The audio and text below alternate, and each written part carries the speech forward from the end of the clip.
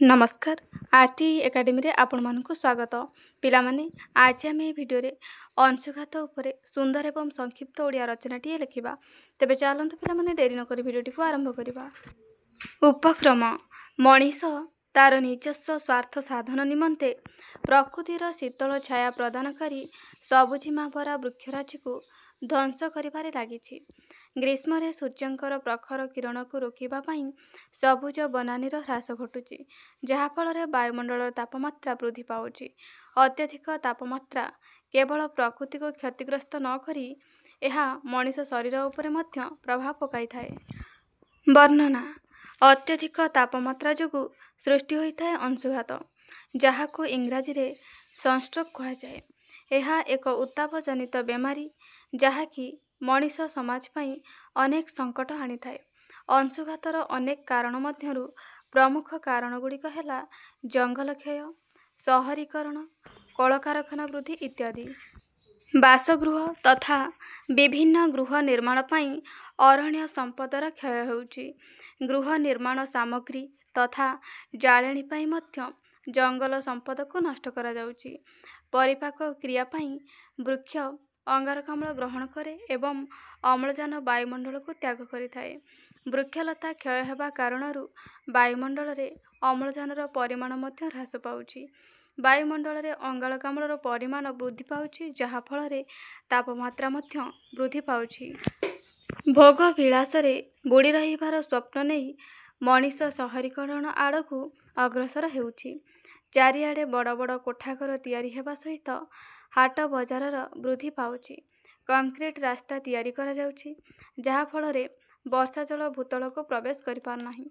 भूतल जलस्तर दिनकु दिन निम्न को खसिबार लागिछि फल रे वायुमंडलर तापमात्रा वृद्धि पाउछि। कलकारखानार वृद्धि तापमात्रा वृद्धिर एक मुख्य कारण। यह द्वारा अंगारकाम्ल गैसर परिमाण वृद्धि पाउछि फल रे वायुमंडलर तापमात्रा वृद्धि होउछि। कलकारखाना और जानवाहन निर्गत गैस वायुमंडल रे थिबा ओजोन स्तर रे क्षति घटाई थाए। साधारणतः अंशुघात रे आक्रांत व्यक्तिर शरीरर तापमात्रा 40 डिग्री सेल्सियस रु अधिक थाए। व्यक्तिर मानसिक द्वंद्व देखा जाए, चर्म शुष्क एवं लाल देखा जाए, रक्तचाप वृद्धि पाए, मुंड व्यथा और ओजनिया होइथाए। परिस्थिति अधिक जटिल होई ब्रुकक फेल हेबार देखा जाए। व्यक्ति मूर्छा हो जिबार लक्षण मध्य देखा जाए। दीर्घ समय धरी खरारे कार्य कले शरीररू जलीय अंश कमी जाए। सेथिपाई मुंड बुलाइबा, बांति हेबा, मूर्छा हेबा एवं चालिबारे बहु असुविधा होइथाए। अंशुघातरे आक्रांत व्यक्ति बेले बेले कोमाकु मध्य चली जाए एवं मृत्युर भय मध्य थाए। पिलाठारू बुढ़ा पर्यंत समस्ते एही रोगरे आक्रांत होइथांती। एथिरू रक्षा पाइबाकु हेले आमे सर्वदा सतर्क रहिबा आवश्यक। अधिक समय धरी खरारे कार्य करिबा नाही।